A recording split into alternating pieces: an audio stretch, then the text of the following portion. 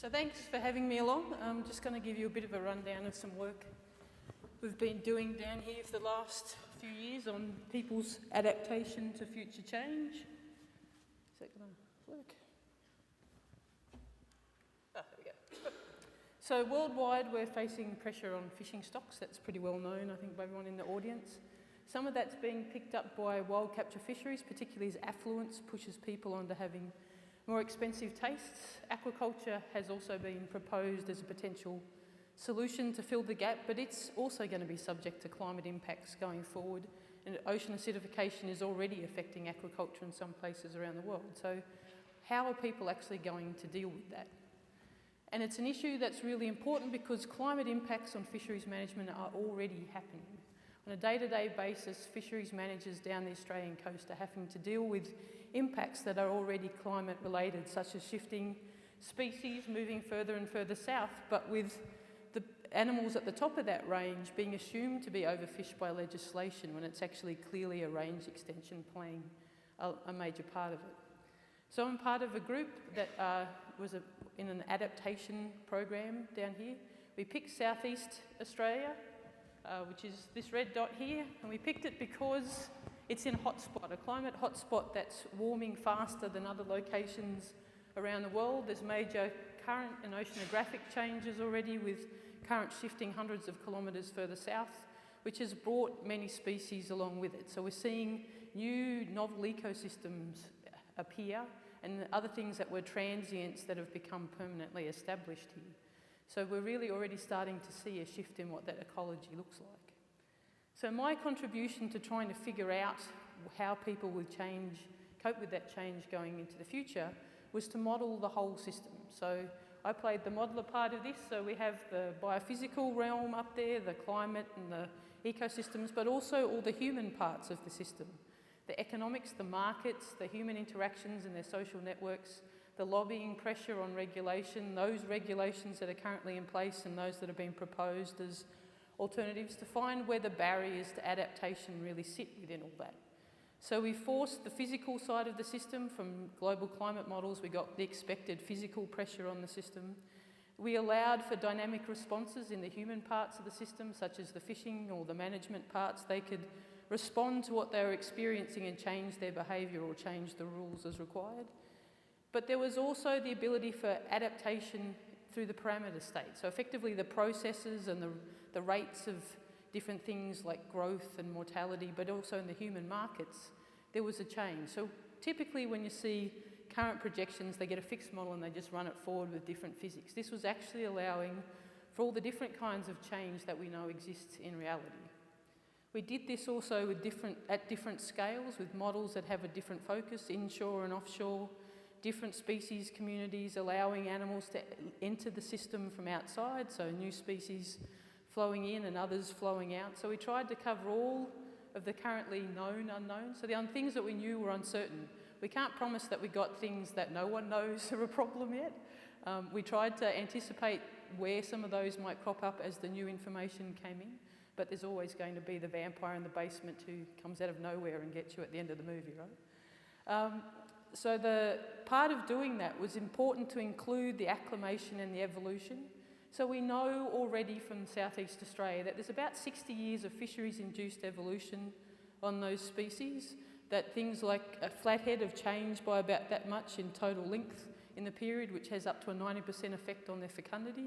So we had to allow for that kind of change in combination with climate-induced change into the future. So we did that by allowing distributions based on food and temperature and salinity and a whole bunch of other things, but also to allow for the parameters to change. So there can be directional acclimation of an animal, getting used to different temperatures or different pH, but there's also direct out evolution. So the survivors of ecological processes got to reproduce and take their genetic shift in the parameters with them.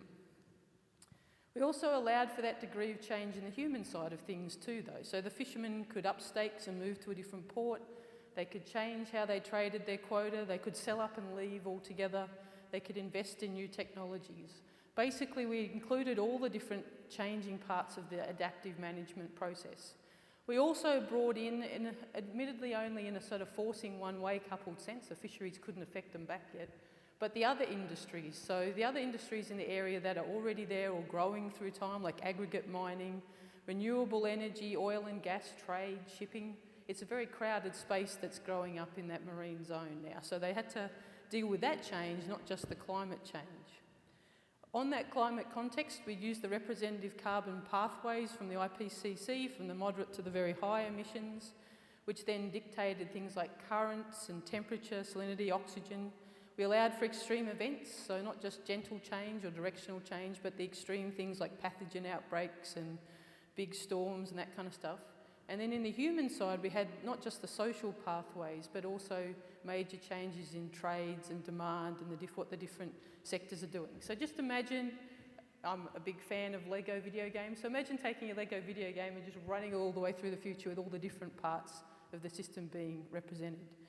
On top of that, we then, for all of those potential futures, we ran the hundreds of different management options that people invested in the system, from managers to fishermen to NGOs and public, thought were different options that the ways that you could manage that system. So it was many, many thousands of combinations.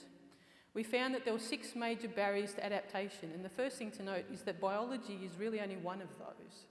Most of the barriers to adaptation were in the human part of the system. So if we just look at those one at a time, on the biology side of things, basically you can see that there's a lot of scope in any one of these, so each bar represents the different carbon pathway.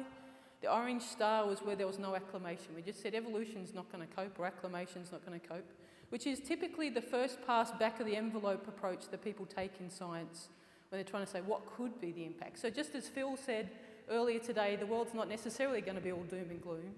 Without acclimation, things, particularly invertebrates, were stuffed. If you allowed for acclimation and evolution, there was a degree of coping. That coping started to break down under extreme emissions. So acclimation and adaptation coped to about 600 parts per million. And then that, as your major coping mechanism, got overwhelmed. And it was physical geographic shift that picked up after that, according to the model. Everything just tried to move south as fast as possible. That meant that what you saw was that once that became overwhelmed, so you could see species turn over before 600 to 700 parts per million, but at that 700 parts per million, you saw the system radically change. So it became much more pelagic, which is a sign of stress, much more truncated, much weedier system. So the reason that that was happening was, this is an example from lobster. This is the sort of the centre of gravity of their distribution in 2010. By 2030, 2070, so 2090 they'd run out of Australia. So that's why the mechanism happened. They'd failed, the geography failed them. If they'd been in South America or somewhere where they could have kept going south, they would have lasted a bit longer, but they basically just ran out of Australia. So that's pretty much all the biology background. The biology will cope as long as we can avoid extreme emissions. It won't necessarily be exactly the same species, but it was a functional ecosystem for the temperate area that could support sustainable fisheries. So the other major barriers were humans. So, for instance, fishers are typically risk-averse people. They try to use their history to reduce the variability. So they go to where they've fished before, or when these kind of conditions worked well. There are some flexible fishermen who will cope.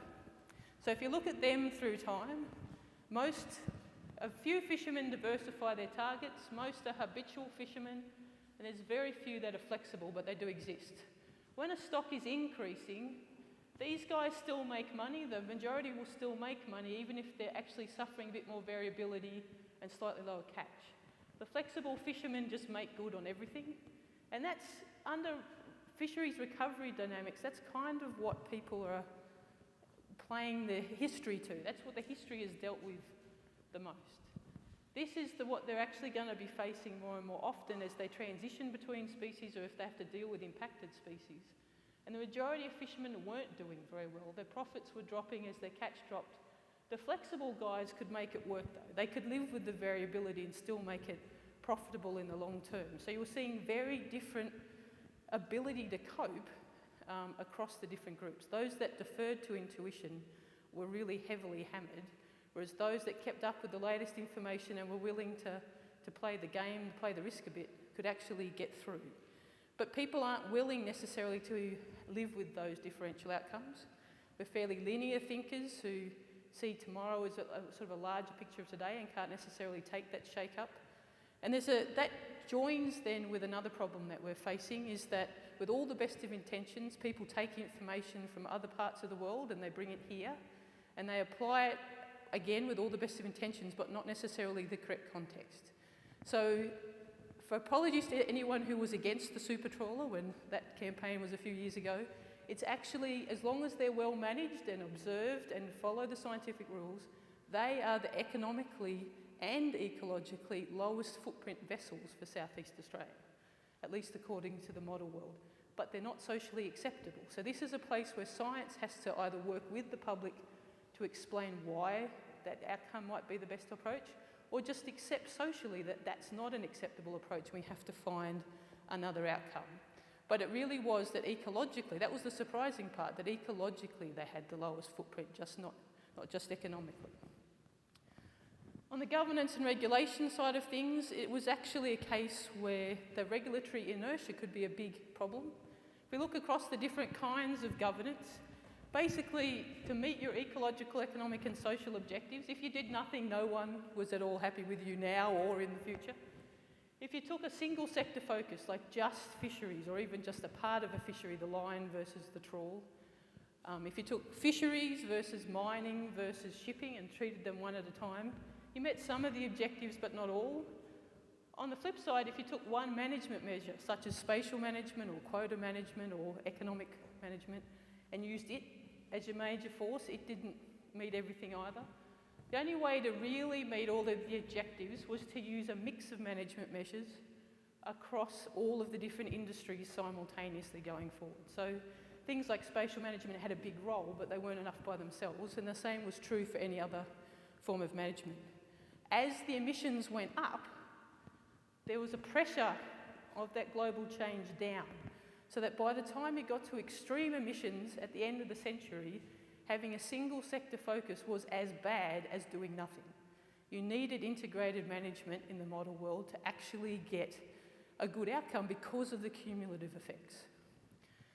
So the problem with that is that there's a lot of legacy politics that supports that sectorial management. It also introduces delays into the system, and it's just not set up to cope with cumulative effects yet. It's also harder to get that message across to politicians who can kind of understand one management at a time. I'm not particularly picking on spatial management as a bad thing. I really do think it's an important part of it. It's just something that's easy for politicians to grasp, so they can sometimes put a little bit too much confidence into it, mainly because they see a very terrestrial vision of what it is. They forget that in the water things move. They don't stay in nice little paddocks. So in Europe, they're trying to put everything in its own little paddock, but the advection just means that that gets smudged, so it has much less of an effect as you'd hope. The other part is that our legislation is all set in a one-way tune. So it is possible for some species, such as we're seeing with the long-nosed fur seal, for a species to come back from near extinction, to come all the way back. Does anyone here know how to delist a species under Australian legislation? I've not been able to find any information on how you delist a species in Australia. And that's going to be important as we try to prioritise our conservation going forward. If we need to juggle who's getting the attention and we can't delist some things, we could find ourselves constrained. The other thing is the jurisdictional issues, and this is what's already beginning to happen. The fish are moving further south. So up the top, it's assumed that it's fishing pressure, so they have to stop. There's kind of nothing there to fish anyway, so that's probably not a bad decision to make. But a new industry crops up somewhere else, but it's not necessarily the same social actors that shift. Quite often they're socially tied to a location, so they can't shift. So there's economic pain coming from what is still a healthy stock, but it's just moved somewhere else. Far more complicated is the situation, this happened for quite a few species in the system, where the surviving reproductive stock was in one location, but the fishable stock was somewhere else. So how do we pay Queensland not to fish the species, the parents of what's actually delivering Tasmania with the fishable stock? So how do we get that jurisdictional reallocation of outcomes more evenly handled around Australia's jurisdictions? Economics and markets proved to be potentially the most painful thing, because what they did was they encouraged maladaptive behaviour.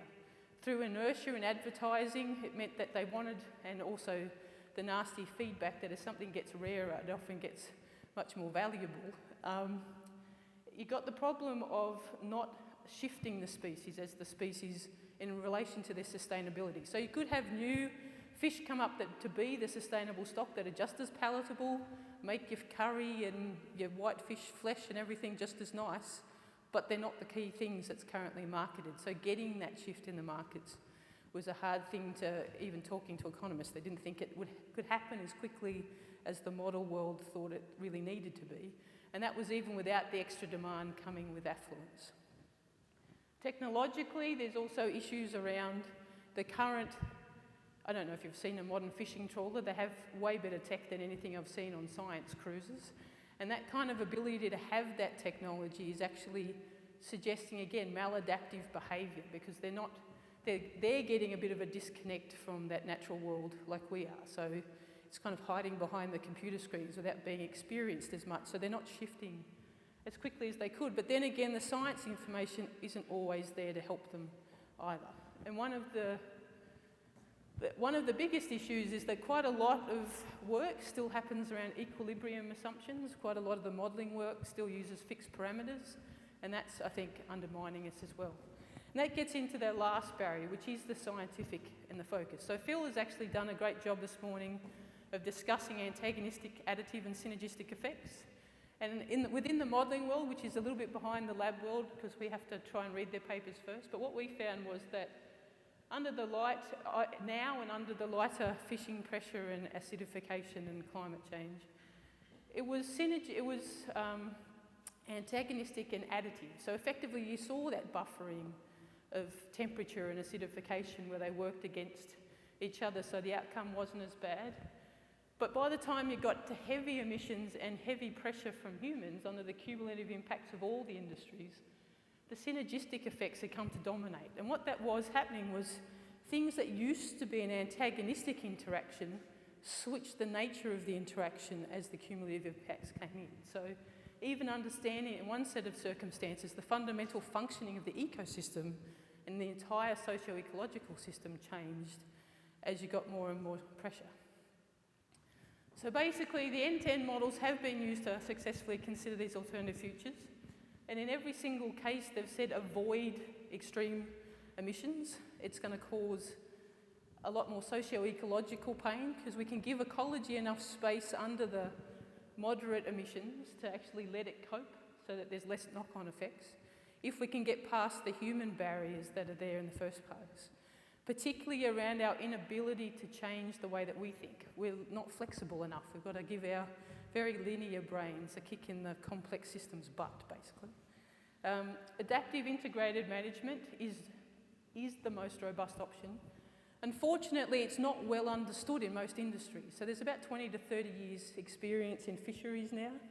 So it always shocks me when I go to somewhere like the Department of Environment even, or particularly when you get to the other resource sectors, where they just don't have that same fundamental understanding of what adaptive management is. So they're not in the mind space to take it on, let alone do it well, which is actually what we're going to have to get them up and doing pretty well if we're going to have and avoid that problem of the cumulative impacts. That's it.